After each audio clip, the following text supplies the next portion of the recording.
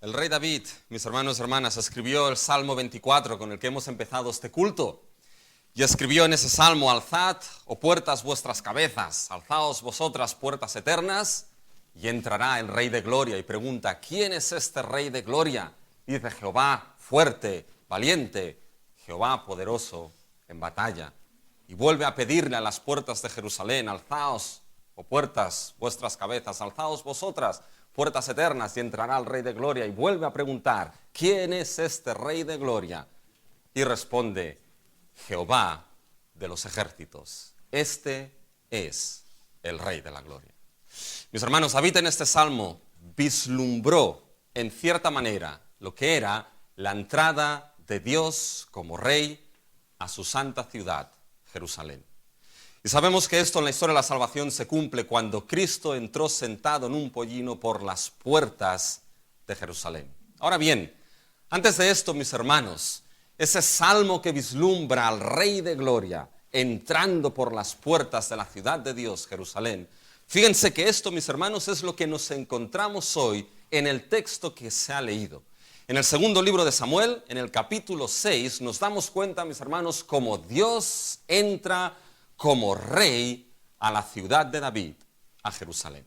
Así que tengan sus Biblias abiertas, mis hermanos, en el segundo libro de Samuel y en el capítulo 6, y nos damos cuenta de que aquí la manera en cómo Dios entra como Rey a Jerusalén es cuando vemos algo que es central en este capítulo, que es precisamente el tema del arca de Dios. El arca de Dios, el arca del Señor. El arca tiene varias denominaciones aquí, que es lo que tienen básicamente en su pantalla. Nosotros tenemos la imagen del arca, ¿de dónde, mis hermanos? Bueno, sobre todo de la película de Indiana Jones en busca del arca perdida, ¿ya?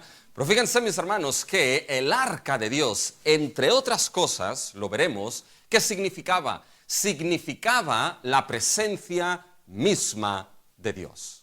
Y en este texto de 23 versículos, 13 veces se menciona el arca de Dios. Por lo tanto, es un tema central. Y nos damos cuenta que el arca, siendo la presencia de Dios, entra, mis hermanos, es de vuelta a lo que es Jerusalén.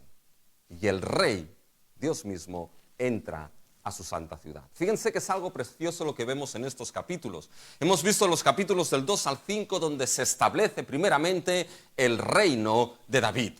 Y acabamos que David reinó sobre todo Israel y sobre todo Judá. Pero hacía falta algo más, mis hermanos. Hacía falta que el trono de Dios estuviese puesto en medio de su pueblo. Que el reinado de Dios estuviese puesto en medio de su pueblo. Y eso lo vemos cuando el arca llega a la ciudad de David.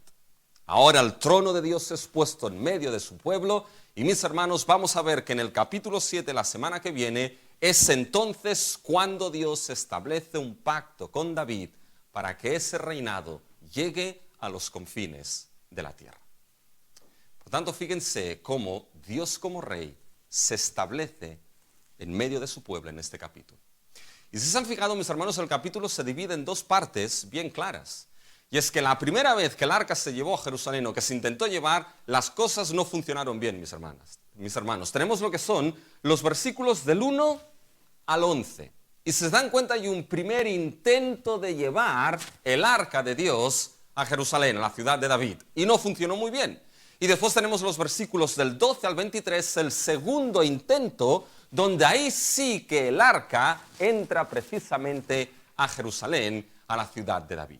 Y esos dos capítulos, fíjense que están organizados de manera muy parecida. Porque en el primero vemos el primer intento de llevar el arca, y en medio de ese primer intento hay un acto de juicio por parte de Dios. Hubo una negligencia cometida por Israel y Dios juzgó a Uza. Y la segunda parte es cuando el arca ya llega a la ciudad, y ahí el tema principal va a ser el tema de la bendición que llega cuando el arca llega a la ciudad. Pero incluso en ese acto, mis hermanos, nos vamos a dar cuenta de que también hay un acto de juicio. Dios juzgó a Mical. Por tanto, nos encontramos una negligencia y bendición al mismo tiempo. Y esos son los dos puntos que vamos a ver en el día de hoy con el tema de la entrada de Dios como Rey a su santa ciudad. Y fíjense que los dos puntos que veremos hoy, mis hermanos, primero es la negligencia mortal si malentendemos quién es Dios como rey. Y segundo, lo que veremos, mis hermanos, es la bendición. La bendición cuando entendemos quién es Dios como rey. Esos dos puntos toman las dos grandes partes de este texto. Vamos al primero, mis hermanos, la negligencia mortal si malentendemos quién es Dios como rey. Y fíjense que aquí es la negligencia de tratar a Dios como cualquier ídolo pagano. Esa es una de las negligencias que vemos aquí en los versículos, mis hermanos, sobre todo la primera parte, los versículos del 1 al 5. Fíjense que se nos dice en esos versículos que lo que hace David es reunir básicamente a los escogidos de Israel. Y no reunió a poca gente, mis hermanos. El versículo 1 nos dice que reunió básicamente a 30.000 escogidos de Israel. Y esos 30.000 escogidos de Israel, mis hermanos, van en procesión y en desfile a recoger el arca de Dios, mis hermanos. Fíjense en el versículo 2. Y se levantó David y partió de Baal de Judá. Esa ciudad era también Kiriat Jearim, ya verán por qué se lo digo, ¿ya? Con todo el pueblo que tenía consigo para hacer pasar de allí el arca de Dios, sobre la cual era invocado el nombre de Jehová de los ejércitos, que mora entre los querubines. Por tanto, fueron a recoger el arca, mis hermanos. Eso nos obliga a que recordemos o nos preguntemos dónde estaba en esos momentos el arca de Dios, mis hermanos. Y fíjense que en esto nos ayuda el primer libro de Samuel. Porque si recuerdan, mis hermanos, se hacen un ejercicio de aquellos de memoria sublime y suprema, mis hermanos, ¿ya? El arca del pacto había sido capturada por los filisteos, que eran los enemigos por antonomasia en ese periodo de Israel. Había sido secuestrada, había sido raptada por los filisteos, pero ¿saben qué? No les había ido muy bien, en cierta manera, a los filisteos, ya lo veremos. Y entonces los filisteos dijeron, oye, ¿sabes qué? Saquémonos esto de aquí, devolvámoslo, hagamos un retorno, como se retornan las cosas en Amazon, ¿ya? Devolvámoslo, mis hermanos, porque no les fue muy bien. Y devolvieron el arca, y la cuestión es, ¿dónde fue a parar el arca? Fíjense, vayan al primer libro de Samuel, y fíjense en el capítulo 7, mis hermanos, los primeros versículos se nos dice dónde fue el arca. Miren el versículo 1 y 2 de 1 Samuel 7. Vinieron los de Kiriat Jearim y llevaron el arca de Jehová y la pusieron en casa de Abinadab, situada en el collado, y santificaron a Eleazar su hijo para que guardase el arca de Jehová. Desde el día que llegó el arca a Kiriat Jearim pasaron muchos días, 20 años, y toda la casa de Israel lamentaba en pos de Jehová. Es decir, el arca se encontraba en esa ciudad, Kiriat Jearim, por 20 años. Ahora cuenten, 20 años en esa ciudad, más 40 años del reinado de Saúl, más posiblemente 10 años que habían pasado del reinado de David hasta este momento, 70 años el arca de Dios había estado fuera de su pueblo. Y ahora era el momento de ir a buscarla y devolverla. ¿Y por qué era el momento, mis hermanos? Era el momento porque confluyeron en la providencia de Dios varias cosas ahí. Era el momento, ¿saben por qué? Porque ya había una capital del reino donde ese arca podía descansar. Acuérdense que la semana pasada vimos cómo David conquistó Jerusalén, la fortaleza de Sión, la ciudad de David. Por tanto, ya había una capital del reino donde ese arca podía morar. Después había otra cosa importante, mis hermanos, que a David, déjenme decirlo así, le venía de paso. ¿Saben por qué? Fíjense cómo acaba, mis hermanos, el capítulo 5. Vimos que David vence 2 veces a los filisteos y fíjense hasta dónde los venció. Miren el capítulo 5 de 2 Samuel y el versículo 25. Y David lo hizo así como Jehová se lo había mandado e hirió a los filisteos desde Jebá hasta llegar a Gezer. ¿Hasta llegar dónde, mis hermanos? A Gezer. Fíjense que la ciudad de Kiriat Jearim, donde estaba el arca, estaba a mitad de camino entre Jerusalén y Gezer. Por lo tanto, en cierta manera, entiéndanme, le iba de paso a David. Pero después había otra razón, que quizás la principal, por la cual tenía que devolverse el arca a su pueblo. Y era, mis hermanos, por lo que el arca significaba. Fíjense en el versículo 2 de nuestro texto del capítulo 6. Fíjense cómo se nos describe el arca. Fíjense que se nos dice, para hacer pasar allí el arca de Dios, y fíjense la descripción, sobre la cual era invocado el nombre de Jehová de los ejércitos, que mora entre los querubines. Cuando pensamos en el arca, mis hermanos, ¿qué era el arca de Dios? El arca del pacto. Básicamente era una caja. Era una caja de madera de acacia, que estaba forrada de oro. Y la tapa del arca es lo que se llamaba el propiciatorio, es decir, donde se removía la ira de Dios. Y en ese propiciatorio había, mis hermanos, dos querubines, dos ángeles, donde Dios moraba en medio de ellos. Y dentro del arca sabemos que había, por un lado, la vara de Aarón, el sacerdocio, un trozo del maná, la provisión de Dios, y después había lo que era la ley de Dios, la instrucción de Dios para su pueblo. Muy bien, ¿qué significaba, mis hermanos, el arca? Fíjense, por un lado, el arca significaba lo que era la presencia misma de Dios. Significaba, mis hermanos, que Dios estaba en medio de su pueblo. Y no estaba de cualquier manera, mis hermanos, estaba con su ley justa y recta, la ley del pacto, bajo la cual el pueblo salvado tenía que vivir en esa relación con Dios. Fíjense que hay muchos textos que nos muestran que el arca significaba lo que era la presencia de Dios. Escuchen un texto. Escuchen, mis hermanos, un texto en el libro de Números. Ya no hace falta que lo busquen, yo se lo leo. Números 10 y los versículos del 35 al 36. Fíjense lo que dice aquí Moisés. Cuando el arca se movía, Moisés decía, levántate, oh Jehová, y sean dispersados tus enemigos y huyan de tu presencia los que te aborrecen. Y cuando ella, se refiere al arca, se detenía, decía, vuelve, oh Jehová, a los millares de Israel. ¿Se dan cuenta? Cuando el arca se movía, Moisés decía, levántate, Jehová.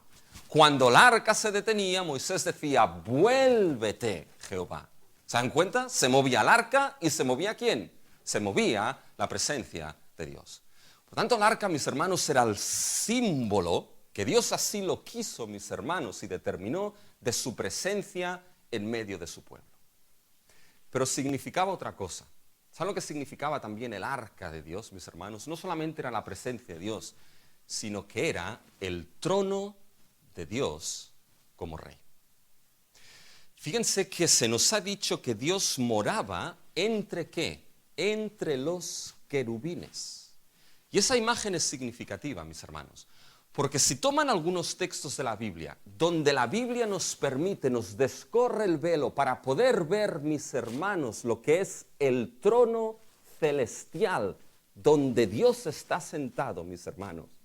Las descripciones muchas veces son que Dios estaba sentado en su trono y alrededor de él había serafines y querubines como Isaías que proclamaban santo, santo, santo.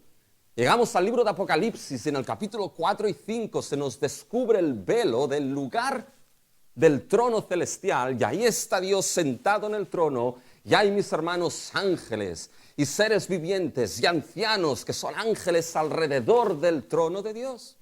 Por lo tanto, ese arca, Dios morando entre los querubines, es una representación, ¿saben de qué, mis hermanos? Del cielo en la tierra, del trono celestial de Dios. Y tiene razón de ser, porque el arca tenía que estar, ¿se acuerdan con Moisés en el tabernáculo? Y el libro de Hebreos nos dice que el tabernáculo y todos sus elementos fue construido a imagen de ¿qué? A imagen del tabernáculo celestial, a imagen de la corte celestial, mis hermanos. Por lo tanto, ese arca con los querubines donde Dios moraba era la representación en la tierra del trono de Dios. Fíjense que así lo entiende David, mis hermanos. Fíjense en el primer libro de Crónicas. Fíjense lo que dice ahí David, mis hermanos. En el capítulo 28 del primer libro de Crónicas, fíjense, mis hermanos, que ahí David describe el arca de una manera muy particular. 28:2. Y levantándose el rey David, puesto en pie, dijo: oídme, hermanos míos y pueblo mío, yo tenía el propósito de edificar una casa en la cual reposara el arca del pacto de Jehová, y para el estrado de los pies de nuestro Dios. Y había ya preparado todo para edificar. Describe el arca como el estrado de los pies de nuestro Dios. Y mis hermanos, lo que era el estrado de los pies de Dios eran los tronos de los reyes. Los tronos tenían el trono y un estrado donde se apoyaban los pies del rey. En ese sentido, el arca del pacto es el estrado de los pies de Dios, Dios sentado en el trono celestial, y el arca, mis hermanos, es su trono en este mundo donde su reino se extiende. ¿Se dan cuenta? Por eso era importante, mis hermanos, que el arca regresase a su pueblo, porque significaba la presencia de Dios en medio de su pueblo y significaba que Dios pondría su trono como Dios y Rey en medio del pueblo que Él, por su gracia, había salvado. Y van a recoger el arca. ¿Ya han leído, mis hermanos, lo que sucede? Es sorprendente, ¿eh? Mis hermanos, hay una explosión de gozo, de alabanza. Es algo precioso. Llegan ahí, mis hermanos, y fíjense, vamos a leerlo porque ya se ha leído, pero estaban los hijos de Abinadab, que vivían en la casa que estaba en el collado. Os da las direcciones, el GPS, para que no se perdiesen y pudiesen llegar a la casa que tenían que llegar, ¿ya? Y fíjense, mis hermanos, que ahí estaban los hijos básicamente de Abinadab. Estaba Uza y Agio, que iban llevando básicamente lo que era el carro donde habían puesto el arca. Era un carro, se nos dice, nuevo.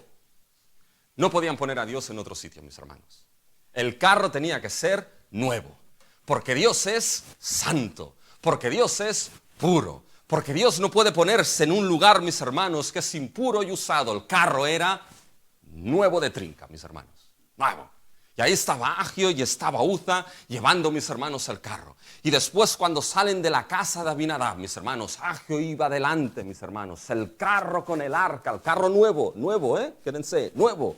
Puesto el arca dentro, mis hermanos. Y detrás, ¿quién iba? Iba David e Israel, mis hermanos, danzando, cantando, alabando. Fíjense el versículo 5. Y David y toda la casa de Israel danzaban delante de Jehová con toda clase de instrumentos de madera de haya, con arpas, salterios, panderos, flautas y címbalos, mis hermanos. ¿No es una imagen preciosa? ¿No es una imagen, mis hermanos, de un desfile siguiendo al gran rey en alabanza y adoración? ¿No es algo precioso, mis hermanos? Pues ¿saben qué?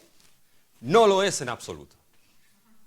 Porque lo que vemos aquí, mis hermanos, por mucho que por apariencia externa pueda parecer un acto de alabanza y adoración sublime llevando el arca, ¿saben lo que fue? Un acto de soberana negligencia, mis hermanos. Una negligencia mortal. ¿Y cómo lo sabemos, mis hermanos? ¿Saben por qué lo sabemos? Porque las cosas no acabaron muy bien. Uza no acabó muy bien ahí. Porque si no hubiesen puesto el arca en un carro, los bueyes no habrían tropezado. Y Uza no hubiese sostenido el arca y ¡pum!, hubiese caído fulminado. Sabemos que es una negligencia porque las cosas no acabaron bien. ¿Y saben dónde está el problema, mis hermanos? El problema está en el carro. Cuidado con los carros, mis hermanos. Pusieron el arca en un carro. Y eso ya empieza a mostrar de que no hicieron las cosas bien. Y lo sabemos porque David nos lo dice. Cuando vamos al primer libro de Crónicas, en el capítulo 15, mis hermanos, ese capítulo es paralelo a lo que estamos viendo hoy y se nos describe con otra serie de detalles lo que sucede en nuestro texto de hoy. Y fíjense lo que dice David en el primer libro de Crónicas, capítulo 15, versículo 13.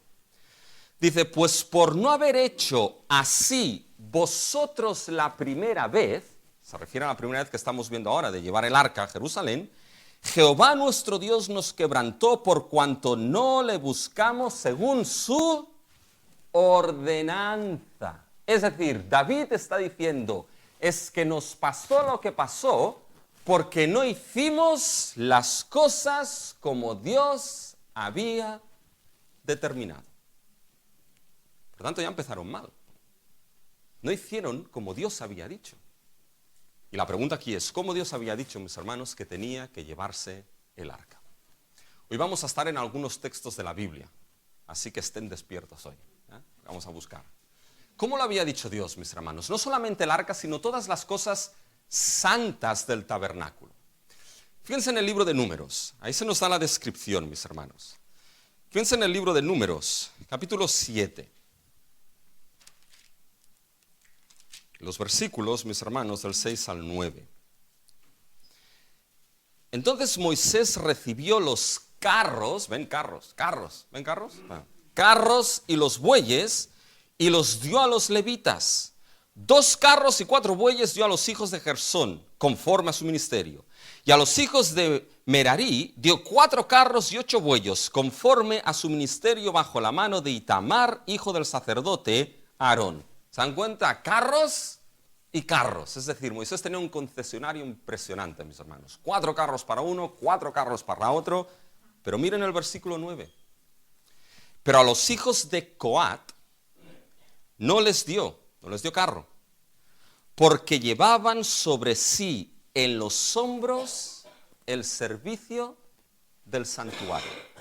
Es decir, los hijos de Coat, que eran un clan de la tribu de Leví, fueron asignados para que se encargasen de las cosas santas del santuario, entre ellos el arca. Y esas cosas santas, mis hermanos, Dios no les dio carro para que las llevasen. ¿Saben cómo tenían que llevarlas, mis hermanos? Sobre los hombros. Bueno, oye, pero es que el carro era nuevo. Da igual, Dios dijo sobre los hombros. Bueno, pero es que el carro tenía las últimas prestaciones de todas. Da igual, Dios dijo sobre los hombros.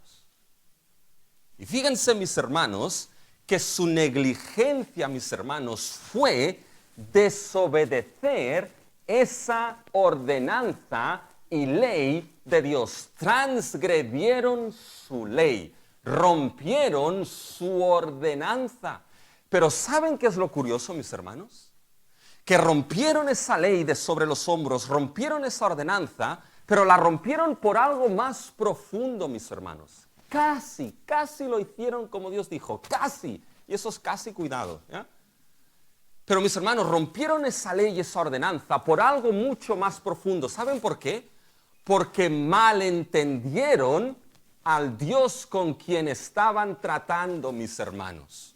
Malentendieron quién era el Dios que les salvó y les redimió, mis hermanos. Porque debemos entender algo. La ley de Dios, la ley que Dios les dio, sus ordenanzas, mis hermanos, no es algo aparte de Dios. Su perfección, su santidad, su justicia, mis hermanos, la vemos revelada de una manera sublime en su ley. Su justicia perfecta, la justicia perfecta de Dios, la santidad de Dios, la belleza de Dios, la perfección de Dios, mis hermanos, ha quedado revelada e inscrita en la ley que Dios dio a su pueblo. Eso no pasa, mis hermanos, en ninguna otra religión, en ninguno otro de los ídolos de este mundo, mis hermanos. Uno puede coger lo que es, por ejemplo, la ley, mis hermanos, de lo que es el Corán, y desligarlo totalmente de lo que es Mahoma. Y las cosas no pasa nada, mis hermanos, o de lo que es Dalai, no pasa nada. No puedes hacer esto con Dios, porque su ley es la revelación de quién es Él como Dios justo y como Dios santo. Y cuando desobedecieron esta ley, lo que había bajo la superficie, lo profundo, es que habían malentendido con el Dios que estaban tratando. ¿Y saben cómo lo trataron, mis hermanos? Lo trataron como un ídolo pagano. Diremos, ¿cómo esto? ¿Saben por qué lo trataron como un ídolo pagano? Porque si yo les pregunto, ¿quiénes fueron los que llevaron el arca de Dios en un carro? ¿Y saben quiénes fueron? fueron los filisteos, mis hermanos. Esto lo pueden leer en el capítulo 6, versículo 8 del primer libro de Samuel. Los filisteos pusieron el arca de Dios, a Dios mismo, en un carro y lo devolvieron. Y ahora aquí Israel pone a Dios en un carro. Estaban tratando a Dios de la misma manera que los filisteos lo trataron. Porque malentendieron, mis hermanos, quién es el Dios que les salvó. Y malentendieron, mis hermanos, algo que nosotros no podemos malentender. Que nuestro Dios, mis hermanos, el Dios que se revela en su palabra, en su perfecta palabra, mis hermanos, no es un Dios cualquiera. No es un Dios como los ídolos de este mundo, mis hermanos. Hemos cantado cuán grande es Él, mis hermanos. Y eso implica que Dios, mis hermanos, no hay otro como Dios. El Dios de las Escrituras, mis hermanos, no es un Dios que lo puede sacar por las calles y darle un paseo por las calles como se saca en Semana Santa. No es un Dios que puede tratarse a nuestra conveniencia, como a nosotros nos parece, a nuestra propia imagen. El mundo se construye dioses a su imagen, pero este no es Dios, mis hermanos. No es un ídolo pagano, es un Dios el Dios que se ha revelado de manera perfecta, sublime y gloriosa en su palabra. Y se ha revelado Él, su persona, su ser, su justicia de manera inmensa en la persona de nuestro Señor Jesucristo. ¿Quieres verdaderamente conocer quién es Dios? Abre la Biblia y léela. ¿Quieres conocer quién es verdaderamente este Dios que no puede ser tratado como un ídolo más? Debes ver y conocer quién es su revelación perfecta, la persona de nuestro Señor Jesucristo. ¿Y saben qué? Este texto me ha hecho pensar y me he preguntado, ¿cuántas veces en mi vida he puesto a Dios en un carro cuando Él establecía otra cosa? ¿Cuántas veces, mis hermanos, ha sido casi? Si casi lo hago, se hace como Dios ha dicho. Casi lo hago así y después ya alabaré, cantaré, danzaré, iré a la iglesia de rodillas si hace falta, para que ese casi pase, mis hermanos. Casi lo hicieron como Dios dijo, pero no fue suficiente. Fíjense, mis hermanos, que podemos incluso gozar y adorar sin darnos cuenta de que malentendemos a ese Dios que adoramos, mis hermanos. Fíjense que nuestra adoración, y no hablo solamente de la adoración aquí en la iglesia, sino nuestra adoración como nuestra propia vida, mis hermanos, puede tener a nivel externo una apariencia muy santa y muy piadosa, pero a nivel interno puede ser tan idólatra como esa adoración pagana. Y lo será cuando no trata a Dios como quien es Él. Porque nuestra adoración en nuestra vida fluye no de lo que nosotros pensamos y creemos, sino que fluye de quién es el Dios a quien adoramos. Y esos malentendieron, lo trataron como un ídolo pagano. Pero ¿saben qué? Esa negligencia fue más allá. Porque si uno se pregunta exactamente qué malentendieron, esa negligencia de tratar a Dios como un ídolo pagano fue la negligencia, mis hermanos, de ser ciegos a la santidad absoluta de Dios. Eso, mis hermanos, se les escapó. Fíjense que ahora pasamos a los versículos del 6 al 11, mis hermanos. Y fíjense aquí el ser ciegos a la santidad absoluta de Dios. ¿Ya? Ese es el punto 1, 2. Así que ahí está, ahí está. Que va bien tener la pantalla aquí delante, mis hermanos. Fíjense que nos encontramos en ese evento que, oye, va el carro, están llegando a la era de Nacor, mis hermanos, ¿y qué pasa con el carro ahí? Los bueyes tropezaron, mis hermanos. Uno puede ver esto a cámara lenta, Los bueyes ahí tropiezan, el carro empieza a inclinarse, mis hermanos. Pero ahí aparece ¿quién? Ahí aparece Uza. Y en una acción heroica, cuando el carro se inclina para que el arca de Dios no caiga, ¿qué es lo que hace Uza? Pone la mano en el arca para sujetar el arca. y se encendió el furor de Dios contra Uza, y cayó muerto ahí mismo. Eso es duro de tragar, ¿eh? Porque uno dice, pero es que si solamente quiso sujetar el arca, si solamente con su buena intención quiso aguantarla. Pero es que se cometieron básicamente dos errores, mis hermanos. El primero es que posiblemente Uza no era de los levitas de Coat. Y solamente los levitas de Coat estaban encargados de las cosas santas. Pero hay por otra razón, mis hermanos. Fíjense en Números 4 y el versículo 15. Fíjense lo que se dice ahí. Números 4, versículo 15. Y cuando acaben Aarón y sus hijos de cubrir el santuario, son las instrucciones de cómo se recogía el tabernáculo, ¿ya? De cubrir el santuario y todos los utensilios del santuario, cuando haya de mudarse el campamento, vendrán después de ellos los hijos de Coat para llevarlos. Escuchen ahora. Pero no tocarán cosa santa, no sea que mueran. Estas serán las cargas de los hijos de Coat en el tabernáculo de reunión. Pero no tocarán, aquí está la clave, pero no tocarán cosa santa para que no mueran, mis hermanos. Y cuando Uza tocó el arca del pacto, mis hermanos, tocó cosa santa. La presencia misma de Dios, mis hermanos, que es santo.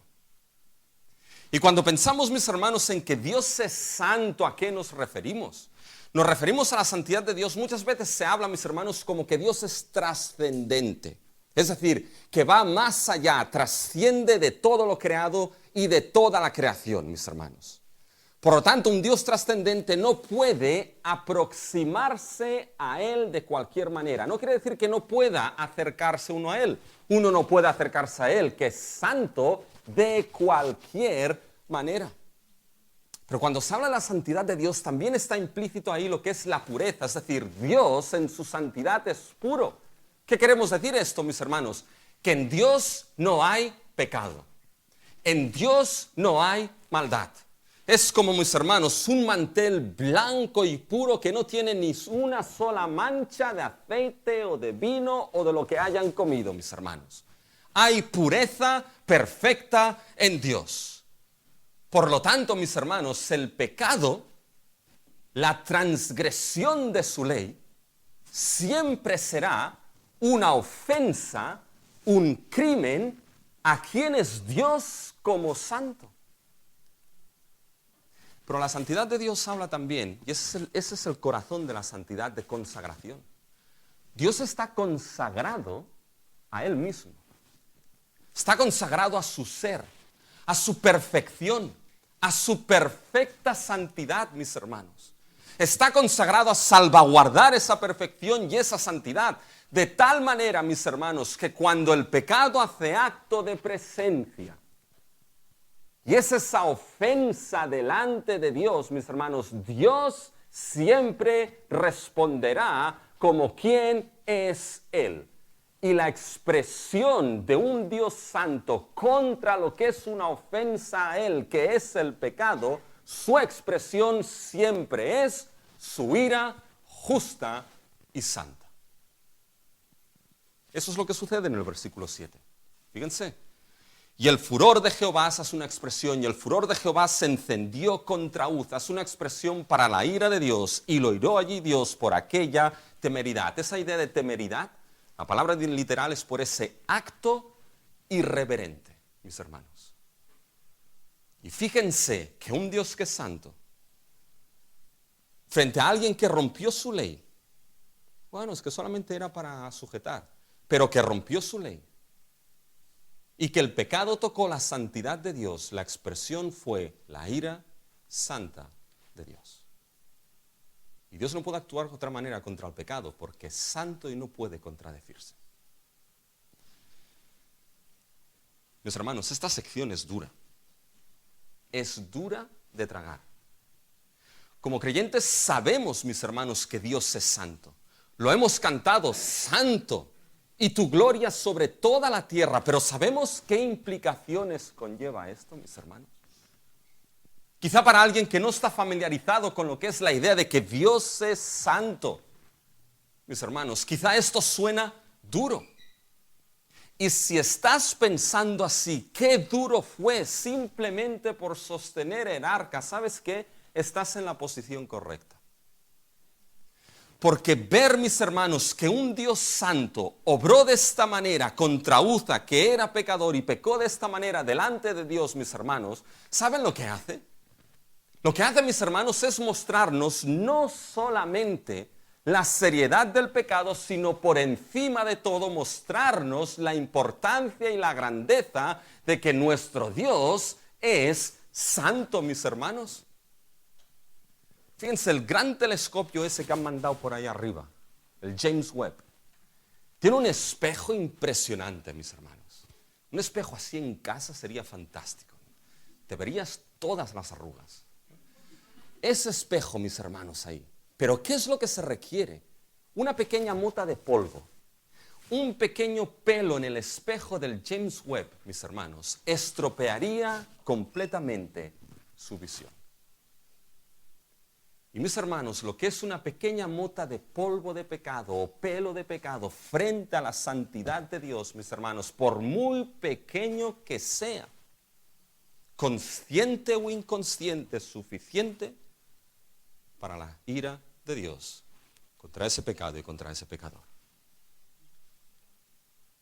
Porque cuando se disminuye, mis hermanos, lo que es la santidad de Dios y de que Dios es santo, cuando se minimiza esto y se le quita importancia, se minimiza, mis hermanos, lo que es también la importancia y la seriedad del pecado.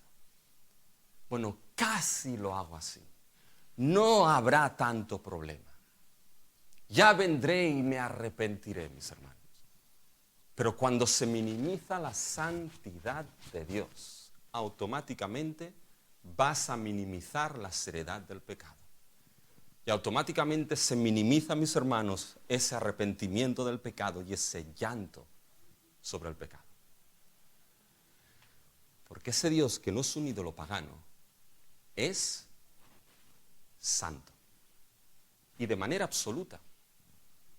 Cuando van a Isaías 6 y los serafines cantaban santo, santo, santo, esos tres adjetivos iguales puestos de manera conjunta en hebreo nos habla de la absoluta santidad de Dios. Sé que hoy en día en una cultura posmoderna y pluralista no gusta hablar de absolutos, pero nuestro Dios es absoluto. Hay absolutos en Dios, absolutamente justo, absolutamente perfecto, absolutamente santo, de principio a fin. Hemos cantado, tú eres santo. Cantamos más de una vez, tú eres santo. Pero entendemos la implicación de lo que significa que nuestro Dios es santo. Implica, mis hermanos, que ni una mínima porción de pecado es aceptada delante de un Dios santo. David, mis hermanos, fíjense la respuesta de David, versículo 8. Y se entristeció David. Quizá la palabra ahí es se enfadó. David se enfadó, ¿eh? Fíjense versículo 9. Y tembló David. Esta situación quizás la misma que podemos tener nosotros en nuestra vida, cuando nos enfrentamos delante de la santidad de Dios. Y cuando entendemos que el ser humano, desde Génesis 3, la caída de todo el ser humano, mis hermanos, se encuentra precisamente en esa situación de pecado delante de un Dios que es santo. Y un Dios que es absolutamente santo demanda una perfecta obediencia hasta la mínima jota y tilde de su ley, que es la expresión de quién es Él como santo. Y desde Génesis 3 nadie estamos en esa condición, mis hermanos, de poder cumplir esto. ¿Sabes? Puedes malentender quién fue Zoroastro y no pasa nada. Puedes malentender quién fue Buda y no pasa nada. Puedes malentender quién fue Mahoma y no pasa nada. Malentiendes quién es Dios como el único Dios santo y verdadero y tiene consecuencias eternas. Por eso, mis hermanos, el ser humano requiere que entre un Dios que es santo y nosotros como pecadores haya alguien allí. Haya alguien que pueda clamar por el pecador. Haya alguien que pueda remover esta ira del Dios santo para extender misericordia y perdón. Y el único que está ahí es nuestro Señor Jesucristo. Es nuestro Rey y nuestro sacerdote. Y lo vamos a ver ahora. Porque si esto te deja con, wow, Dios no es alguien con quien jugar y poner en carritos y tratarlo como yo quiero y pienso. Pero al mismo tiempo, mis hermanos, hay un gran rayo de luz aquí. Porque ese Dios santo que obró así es también Dios de bendición. Porque cuando David dijo, ¿cómo ha llegado el arca a mí? No la puedo llevar hacia la ciudad. ¿Dónde la llevaron? Fíjense, mis hermanos, en el versículo 10. De modo que David no quiso traer para sí el arca de Jehová a la ciudad de David, y la hizo llevar David a la casa de Obed Edom Geteo. Uno piensa aquí, menudo marrón le cayó ahora a Obed. Menudo marrón que le traen el arca, con rayos y truenos ahí. Pero ¿qué sucede? Fíjense el versículo 11. Y estuvo el arca de Jehová en casa de Obed Edom Geteo 3 meses, y bendijo.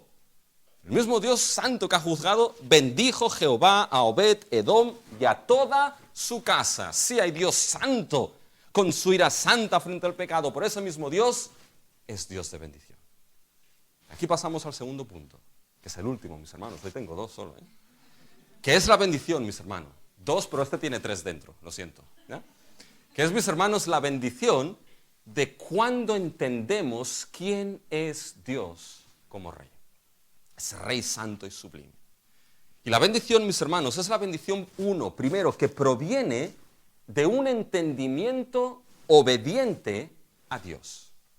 Fíjense, mis hermanos, es la bendición que proviene de un entendimiento obediente a Dios. Fíjense, esto lo vemos a partir del versículo 12 en adelante. Y fíjense que toda la columna vertebral de esos versículos se sustenta sobre el tema de la bendición, mis hermanos. Esa es la columna vertebral. Fíjense que lo hemos visto, mis hermanos, primero en lo que son los versículos. El versículo 11, al final, bendijo Jehová a Obed, bendición. Fíjense, mis hermanos, ahora en el versículo 12, fue dado aviso al rey David diciendo, Jehová ha bendecido a la casa de Edom. Fíjense el versículo 18. Y cuando David había acabado de ofrecer holocaustos y ofrendas de paz, bendijo al pueblo. Y fíjense ahora el versículo 20. Y volvió luego David para bendecir a su casa. ¿Se dan cuenta?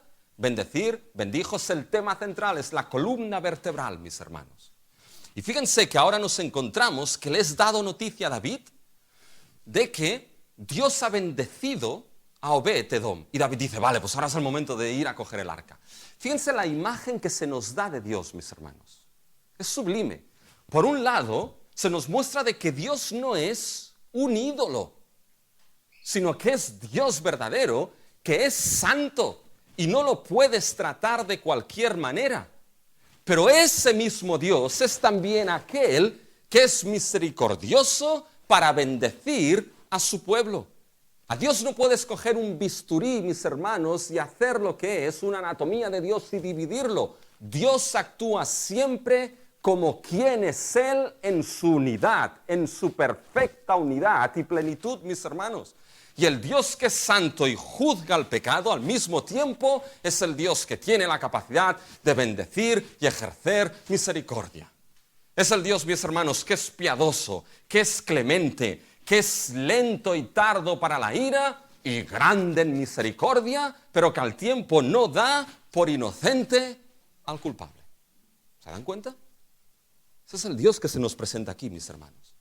Y fíjense que ahora se va a recoger el arca.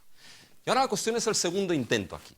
Ahora la pregunta es, ¿cuál es la diferencia entre lo primero, el primer intento, y el segundo intento?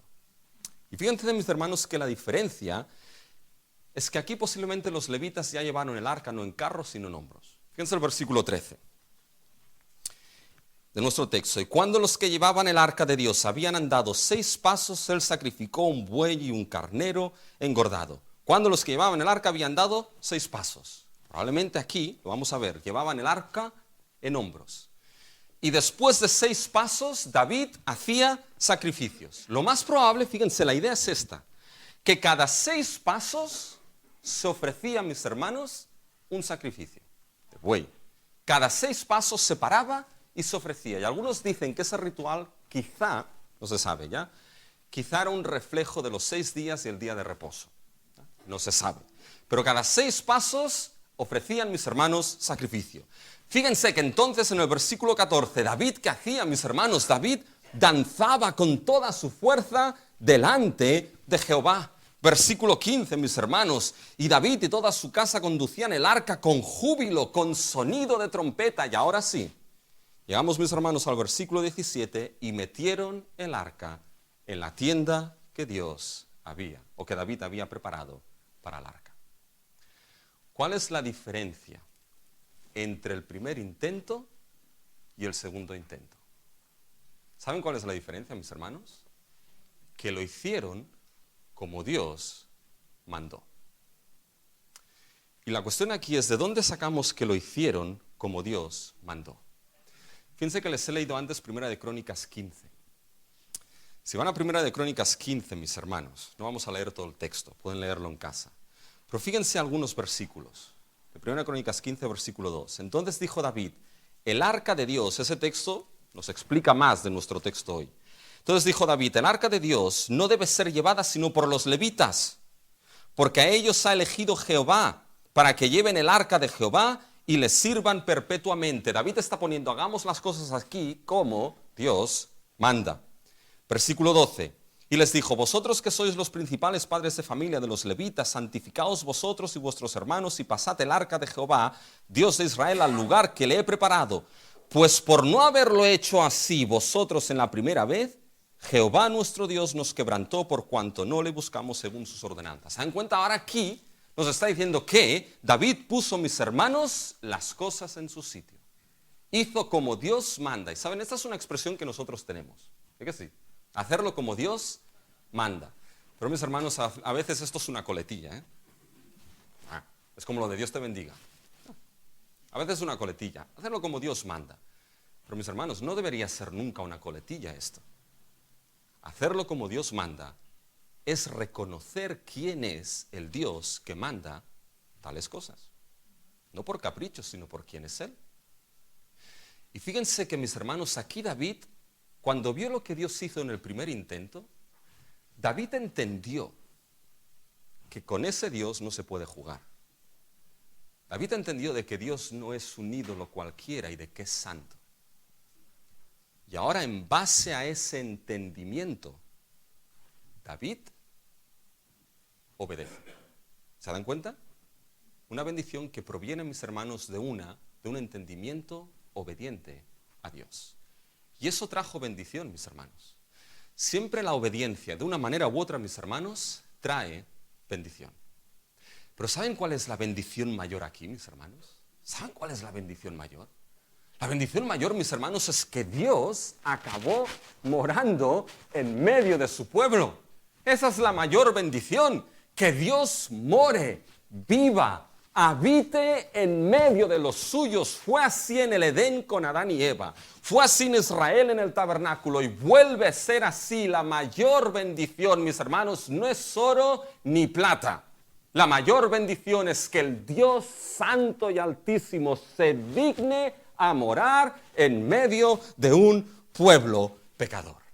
Y así lo hizo Dios para establecer su reino, su trono, su bendición y su gobierno en medio de su pueblo. Pero antes de cerrar esto en aplicación, mis hermanos, ¿cómo esa bendición llegó a ese pueblo? ¿Saben cómo? Esa bendición que proviene de un entendimiento obediente a Dios es una bendición, mis hermanos, que proviene de aquel que es rey y sacerdote. Fíjense, mis hermanos, cómo Dios bendice a su pueblo. ¿Y saben cómo lo bendice aquí? Lo bendice a través de David. ¿Y quién era David? David era el rey escogido por Dios. Fíjense, mis hermanos, si avanzamos un poquito en nuestro texto. Fíjense el versículo 18. Y cuando David había acabado de ofrecer holocaustos y ofrendas de paz, ¿qué hizo David? bendijo al pueblo en el nombre ¿de quién? De Jehová de los ejércitos. Ese nombre es el que aparece en el versículo 2, mis hermanos.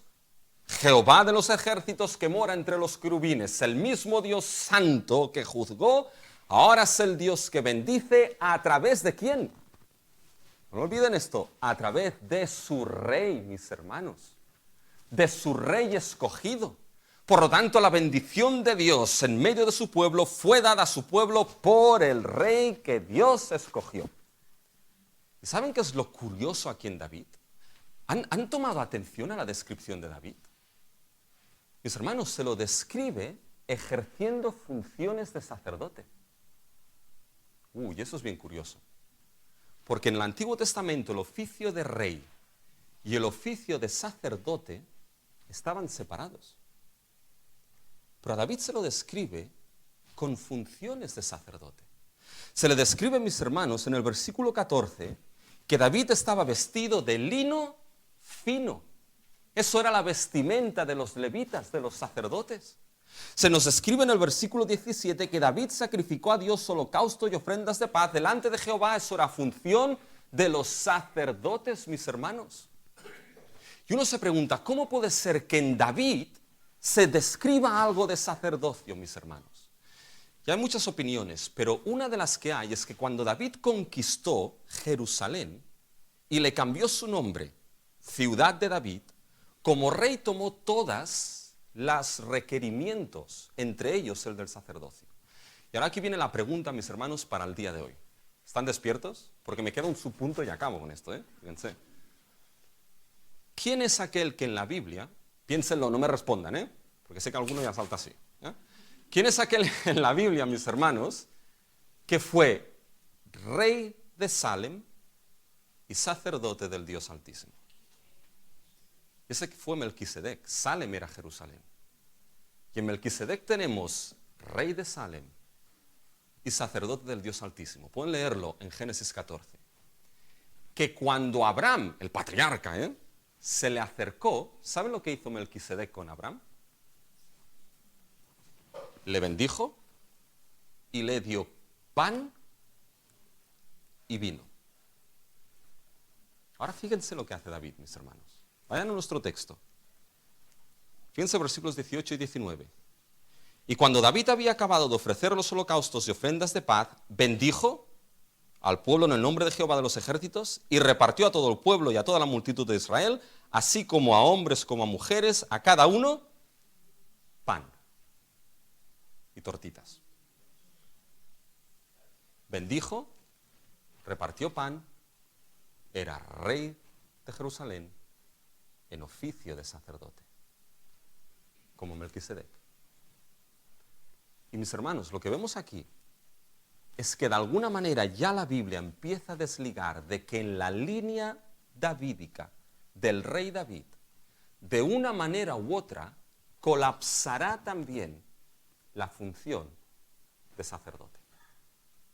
Y David más tarde escribió un Salmo 110 de alguien que tenía que venir de acuerdo al orden de Melquisedec. Fíjense, mis hermanos, cuando cogemos esto, ¿cómo esta bendición llega a nosotros? No tenemos a David, no tenemos al rey y al sacerdote David, pero mis hermanos, tenemos a uno más grande que David, según el orden de Melquisedec, que es Jesucristo. Mis hermanos, Jesucristo es el rey y sacerdote que media la bendición de Dios a nuestra vida.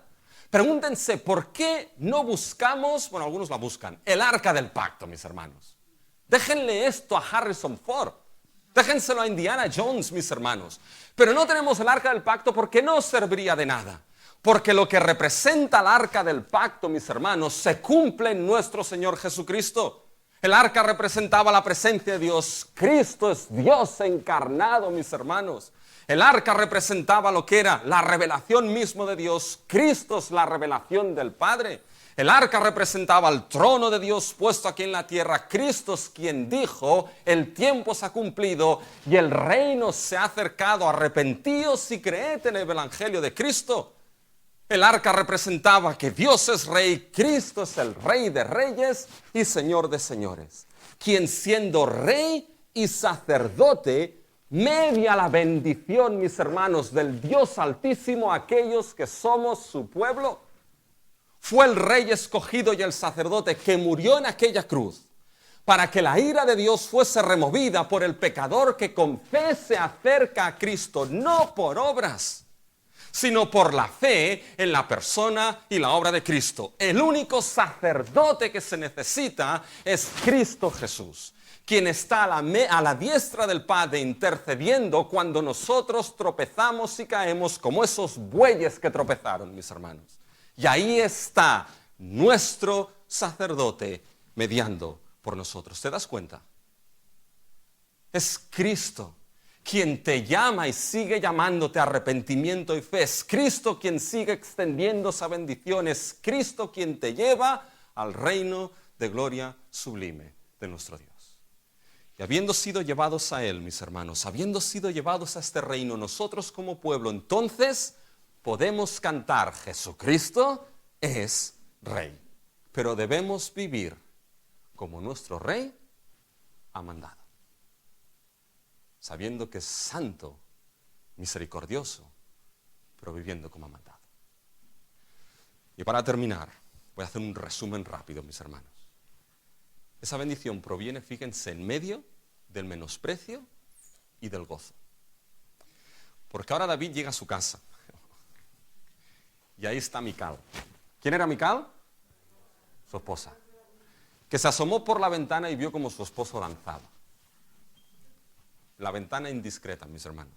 Cuidado con las ventanas indiscretas. Y llega David a su casa para bendecir a su casa. Nos dice en el versículo 20, volvió luego David para bendecir a su casa, y ahí sale Mical. Fíjense lo que le dice. Y versículo 20, saliendo Mical a recibir a David, dijo, cuán honrado ha quedado el rey, hoy el rey de Israel, qué ironía, ¿ya? Y ahora viene el sablazo, ¿ya? Descubriéndose delante de las criadas de los siervos como se descubre sin decoro uno cualquiera, uno vulgar. Ahora imagínense a Mical ahí, llega David y Mical así con los brazos cruzados, haciendo así. Dice, ¿qué? Qué espectáculo, ¿eh? Qué espectáculo. Mira cómo te has comportado, hombre. ¿No te da vergüenza? ¿Qué es lo que habrán pensado de ti? Y es más, ¿qué es lo que habrán pensado de mí, que soy la esposa del rey? Fíjense, mis hermanos, que Mical debía estar en el desfile, gozándose, no que de su marido venía, sino gozándose de que su rey, su Dios, venía en medio de su pueblo. Y no estaba allí, ¿saben por qué? Porque menospreció al rey en su corazón. El problema estaba en el corazón de Mical.